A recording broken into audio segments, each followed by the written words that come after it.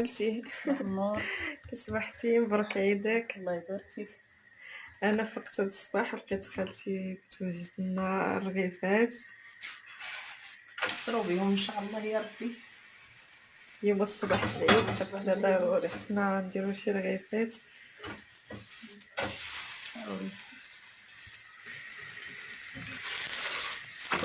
تبارك الله عليك جاوبات. الله يبارك فيك.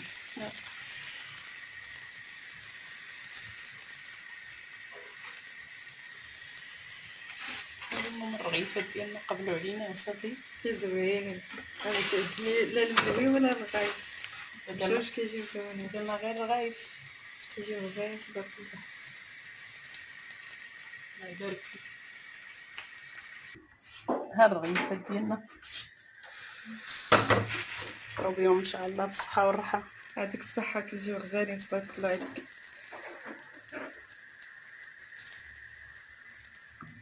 زيوله عندنا ما بقاولاش الرغايف. الله يبارك فيك يا خالتي شكرا.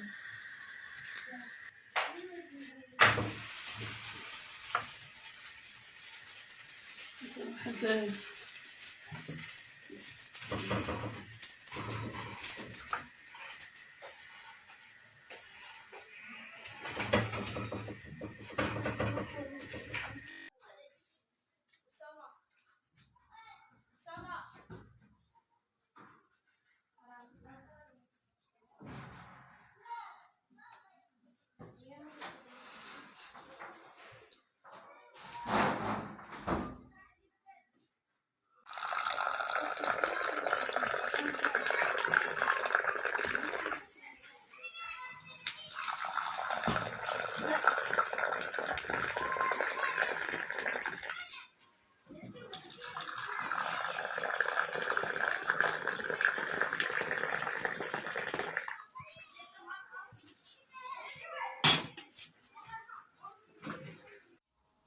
هنا من بعد ما سالينا الفطور نوضنا كنوجدوا شي حاجات لهذا النهار المميز.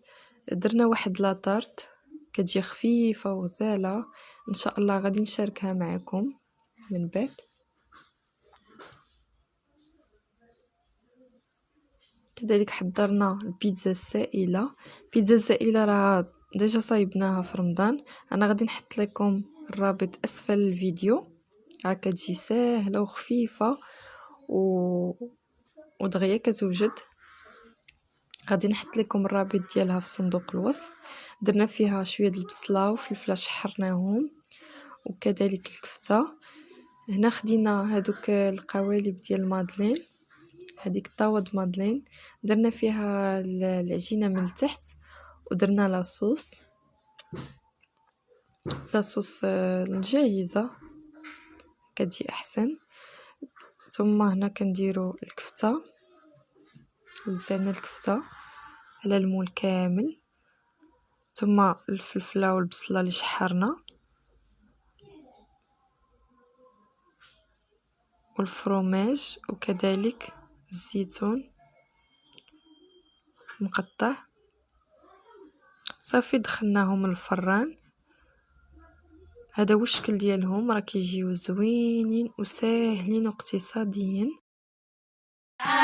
البدر علينا من ثنيات الوداع وجب الشكر علينا ما دعا لله داع أيها المبعوث فينا جئت للأمر المطاع جئت شرفت